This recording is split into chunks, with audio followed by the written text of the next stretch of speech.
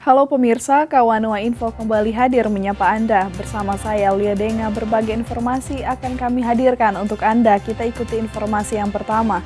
Pemirsa menuntut gaji 15 bulan guru dan pegawai YPKM gembok pintu sekolah. Puluhan guru dan pegawai di 3 sekolah YKPM melakukan aksi penyegelan sekolah buntut gaji 15 bulan mereka yang belum dibayarkan. Para guru dan pegawai mengaku sudah 15 bulan tidak pernah menerima gaji dari pihak Yayasan Gemim sebagai pengelola sekolah tersebut.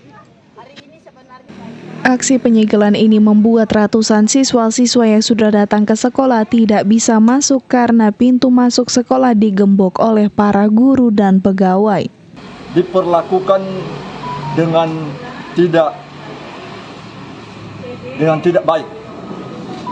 Karena yayasan lewat pembina Gemim melakukan pembayaran gaji itu dalam 6 bulan satu kali bayar sampai dengan tahun 2022 ini.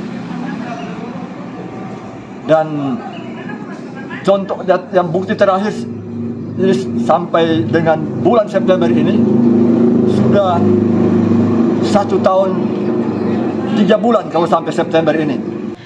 Penyegelan ini pun membuat siswa-siswi di 3 sekolah SD, SMP, dan SMA YKPM tidak bisa mengikuti ujian tengah semester di dalam kelas dan harus dilaksanakan secara daring.